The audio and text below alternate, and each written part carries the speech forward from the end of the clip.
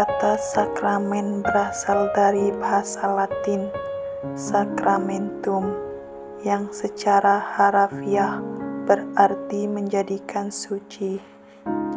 Sakramen dalam Gereja Katolik mengandung dua unsur hakiki, yaitu formal, artinya kata-kata menjelaskan peristiwa ilahi, dan material, artinya barang-barang atau tindakan tertentu yang kelihatan. Sakramen yang berlaku resmi ialah 7 sakramen sebagai tanda-tanda suci yang diadakan oleh Kristus dan ditetapkan oleh gereja sebagai sarana yang digunakan oleh gereja untuk keselamatan manusia. Yang pertama, sakramen pembaptisan. Sakramen pembaptisan merupakan sakramen yang pertama kali kita terima sebelum sakramen-sakramen yang lain. Pada saat menerima sakramen baptis, kita diperciki air, kemudian diolesi minyak serta diberi kain putih dan lilin bernyala. Semua itu merupakan lambang bahwa kita telah dibersihi dari dosa asal dan siap menjadi terang bagi sesama. Dengan menerima sakramen baptis, kita telah diangkat menjadi anak Allah dan digabungkan dengan gereja yang menjadikan kita anggota tubuh Kristus serta siap diutus untuk berbuat baik kepada semua orang. Pembaptisan hanya dapat diterima satu kali untuk selamanya, namun meninggalkan material rohani yang tidak dapat dihapuskan. Yang kedua, sakramen Ekaristi. Perayaan Ekaristi dapat mengingatkan kita pada malam perjamuan terakhir yang diadakan Yesus bersama-sama dengan para muridnya. Pada saat itu Yesus mengambil roti, mengucap syukur, lalu memecah-mecahkannya, dan kemudian membagikan roti itu kepada para murid sambil berkata, "Ambillah, makanlah, inilah tubuhku." Setelah itu ia mengambil cawan dan kemudian mengucap berkat dan memberikan kepada para muridnya dengan berkata, "Minumlah kamu semua dari cawan ini, sebab inilah darahku, darah perjanjian yang kutumpahkan bagi banyak orang." Pada saat menerima komuni, kita menyebut tubuh Kristus dan kita dipersatukan dengan Yesus dan sesama karena kita menerima Yesus yang sama. Yang ketiga, sakramen Krisma. Pada waktu dibaptis, kita mendapatkan anugerah Roh Kudus yang mendampingi kita sebagai anak Allah.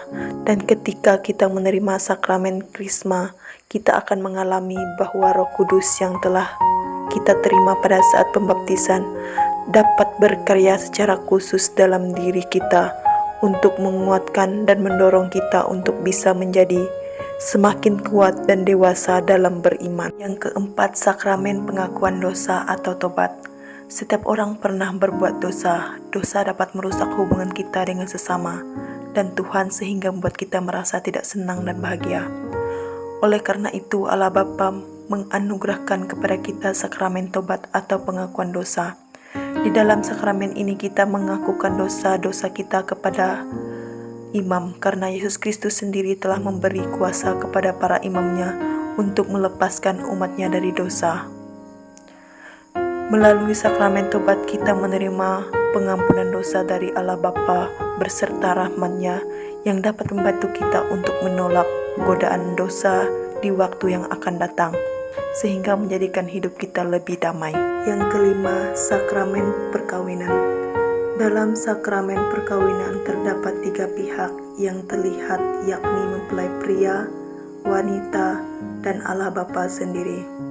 Ketika mempelai pria dan wanita menerima sakramen ini, maka Allah hadir di tengah-tengah mereka untuk menjadi saksi dan memberkati melalui perantara imam atau diakon yang berdiri sebagai saksi dari pihak gereja. Oleh karena itu, dalam Gereja Katolik, perkawinan bersifat kudus dan tidak dapat terceraikan. 6. Sakramen tabisan atau imamat. Para imam adalah orang yang dipanggil secara khusus oleh Tuhan Yesus untuk menjawab panggilan Tuhan tersebut, maka mereka harus mengikuti pendidikan di sekolah, seminar menengah tinggi, serta menjalani masa orientasi di pastoran di tengah umat. Setelah menyelesaikan tahap pendidikan tersebut, maka mereka ditabiskan oleh uskup untuk menjadi seorang imam. Itulah mereka menerima sakramen imamat dengan mengucap janji untuk taat kepada pemimpin gereja, untuk hidup miskin dan selibat, yaitu tidak menikah. Sakramen pengurapan orang sakit. Sakramen pengurapan orang sakit bukan semata-mata untuk menyembuhkan orang dari sakit yang dideritanya, melainkan dengan menerima sakramen tersebut, orang yang sakit akan diberi kekuatan dan penghuburan supaya sanggup menjalankan penderitaannya, seperti saat Yesus menderita di kayu salib. Simpulan, sakramen merupakan rahmat terbesar yang disediakan Allah Bapa melalui gerejanya.